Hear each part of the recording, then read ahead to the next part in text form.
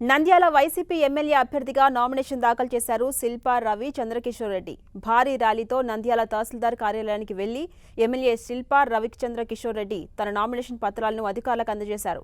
ఆయన వెంట YCP MP అభ్యర్థి పోచ బ్రహ్మానందరెడ్డి, వైసీపీ నేత మల్కిరెడ్డి రాజగోపాల్ రెడ్డి ఉన్నారు.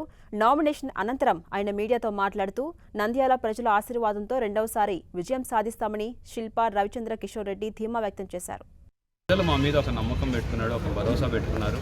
గతంలో మేము ఏదైతే హామీలు ఇచ్చామో ఆ హామీలన్నీ కూడా ఈరోజు వైఎస్ఆర్ కాంగ్రెస్ పార్టీ తరఫున నెరవేర్చి, అలాగే అభివృద్ధికి కూడా ఈరోజు శాశ్వతమైన కొన్ని మంచి పథకాలన్నీ కూడా మంచి పనులు కూడా నంద్యాలకి చేయడం జరిగింది. జిల్లా కావచ్చు, మెడికల్ కాలేజ్ కావచ్చు, ఐటీఐ కాలేజ్ కావచ్చు, జూనియర్ కళాశాలలు కావచ్చు, ఈ రకమైన శాశ్వతమైన పనులు చేసి అమృత్ పథకం కావచ్చు, శాశ్వతమైన పనులు చేసి ప్రజలకి మేము గత 3 సంవత్సరాల అవకాశం, ఎందుకంటే కరోనాలో 2 సంవత్సరాలు పోతున్నా సరే 3 సంవత్సరాల్లో మేమేం చేశాము అని చెప్పుకున్నటువంటి ధైర్యంతో ఈరోజు మేము ముందుకెళ్తున్నాం.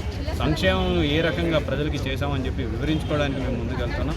గడప గడప కూడా తిరిగి ప్రతి ఇంటికి తిరిగి మేము ఆ ఒక్క కుటుంబ సభ్యుల్ని వారిని పలకరించడమే కాకుండా ఆ సందుల్లోని సమస్యలని ప్రత్యక్షంగా చూసాము. కొన్ని అక్కడికక్కడే సాల్వ్ చేయడం జరిగింది, కొన్ని గడప గడపకి వచ్చిన నిధులతోటి సాల్వ్ చేయడం జరిగింది.